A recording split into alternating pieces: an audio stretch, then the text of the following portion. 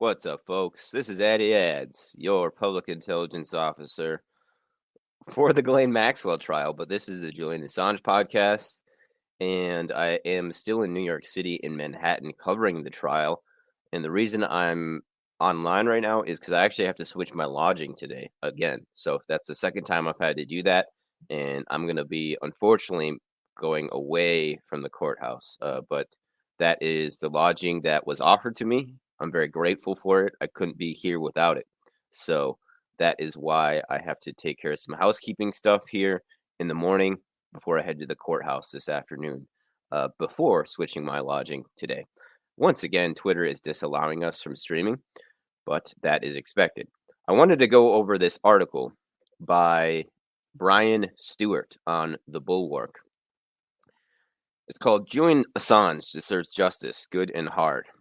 And I'm going to read the article, and then I'm going to analyze it, and we'll take it from there. I may pause depending on where we go here. The WikiLeaks founder is no journalist, and treating him like one would endanger both national security and the rule of law. Following a protracted legal battle, Julian Assange now faces extradition to the United States after a British court ruled in favor of the Biden administration's request to prosecute the founder of WikiLeaks. Assange has been remanded in the British justice system on the grounds of his faltering mental health, but he may at least be compelled to answer for his role in obtaining and publishing secret U.S. military and diplomatic documents in 2010. He deserves to face justice in the American court system. According to the indictment, a federal grand jury approved against Assange in June 2020 to obtain information to release on WikiLeaks' website. Assange recruited sources and predicated the success of WikiLeaks in part upon the recruitment of sources to illegally circumvent legal safeguards on information, including classification restrictions and computer and network access restrictions. Provide that illegally obtained information to WikiLeaks for public dissemination, and continue the pattern of illegally procuring and providing classified and hacked information to WikiLeaks for distribution to the public. That indictment charges Assange with really great writing here. This guy is a really great writer. 2 prepositions in a row. Good stuff there, my man. With conspiracy to obtain and disclose national defense information, obtaining national defense information, disclosing national defense information, and hacking, all related to Assange's 2010 cooperation with Army Private Chelsea Manning to steal and publish classified material. The indictment alleges he offered to help Manning crack a password stored on Defense Department computers connected to a U.S. government network used for classified documents and communications. Along with his accomplice, who downloaded 4 nearly complete U.S. government databases, Assange is charged with involvement in what the Justice Department has called one of the largest compromises of classified information in the history of the United States. Assange's defenders argue that he's being persecuted for intrepid journalism. Even some of Assange's critics have lamented that for most of these charges, the government does not attempt to differentiate Assange's behavior from that of a national security reporter. Of course, there's no reason why the Justice Department's prosecution of Assange should be subject to less scrutiny than any other prosecution, like Ms. Maxwell's, for example. But the objection that Assange's charges seriously implicate U.S. press freedoms goes too far, according to Brian Stewart. Goes too far, and we'll get to that in a second here. It's one thing to note, the writer continues, as Jack Goldsmith has, that legally the delineation between the New York Times and WikiLeaks, both of which have published classified information, is underdeveloped. It's another to object to the specific prosecution of Assange as if this case specifically were inappropriate. Amnesty International, for example, has condemned the prosecution as nothing short of a full-scale assault on the right to freedom of expression, which is a strange claim to make about a case concerning a single individual. I'm holding my tongue, guys. I'll wait till the end. Assange isn't being charged with journalistic malpractice.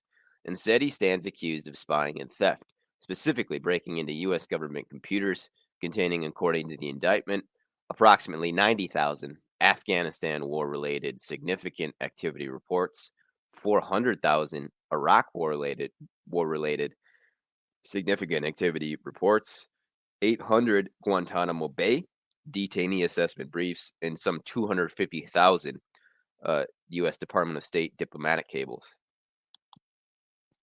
Assange's pilfering and dissemination of America's secrets have done much harm to American interests and almost certainly endangered valiant Afghans fighting in vain to preserve their own democracy. But Assange's illicit activities have by no means been limited to challenging America's deep state.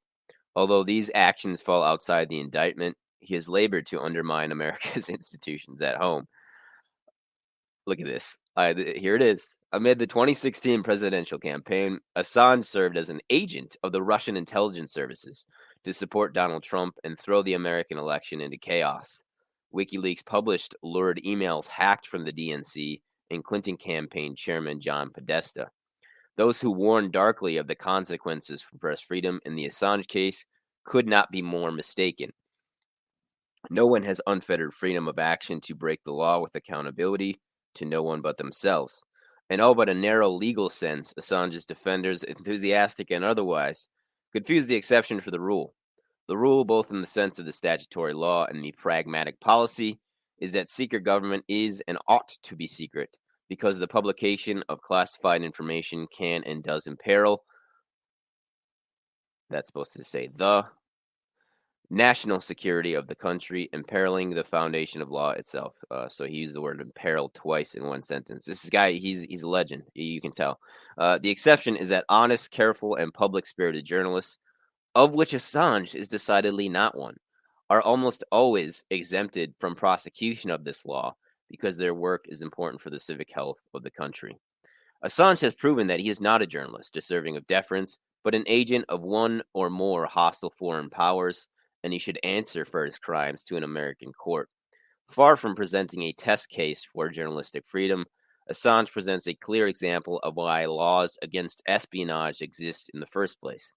If he is granted lenience, then the exception will have swallowed the rule, and government secrecy will mean nothing. National security and the rule of law itself will suffer. In his first State of the Union address, George Washington extolled the spirit of liberty and the virtue of just authority that Assange has so contemptuously transgressed. The security of a free constitution, Washington declared, depends on teaching the people themselves to know and to value their own rights, to discern and provide against invasions of them, to distinguish between oppression and the necessary exercise of lawful authority, to discriminate the spirit of liberty from that of licentiousness. Those who know and value their own rights should not be tempted to regard Assange as anything but an alleged licentious criminal. He ought to be treated accordingly. Brian Stewart is a New York-based political writer. Wow. Where to begin here, folks? Where to begin? Brian Stewart. Let me pull up a picture of him just so people can see what I put him as the thumbnail, but let's do that and let's do that so I can read and you can look. This is his Twitter. He's got 1/20th the following that I do, which it makes sense. So initially, is this guy an intelligence agent? Does he work for the CIA? Or is he just stupid? Well, we did see a few misspellings there using the same adjective twice in the same sentence, putting two prepositions consecutively in the same sentence. Oh, his name is, look at this. His website is called Revolutionary Patriot. Interesting. Very interesting. Well, where to unpack here? I think the easiest thing that sticks out right away is the Russia. Amid the 2016 presidential campaign, Assange served as an agent to support Donald Trump and throw the American election into chaos. Well, actually, no. Assange just published that information via WikiLeaks. Trump and his campaign and those who supported Trump during the 2016 election used that information, which has proven to be all true, which is another characteristic of Julian Assange's publishing. It's 100% verifiably accurate. Who can say that as a journalist? Pretty much no one. And they made use of that truth and that information. Assange didn't directly send information to Trump.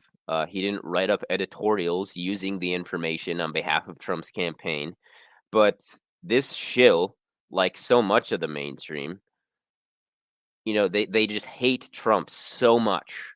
It's just they're like rabid animals. They really are. They're like an animal with rabies. And this was written 2 days ago, I believe. 2 days ago, on the 27th. It's the 29th, almost the end of the year here.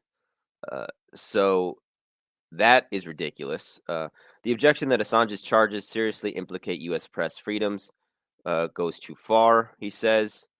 Amnesty International condemned prosecution as nothing short of a full-scale assault on the right to freedom of expression, which is a strange claim to make about a case concerning a single individual. This is Brian Stewart's words. Again, this leads me to believe that he may just be a useful idiot rather than some sort of agent.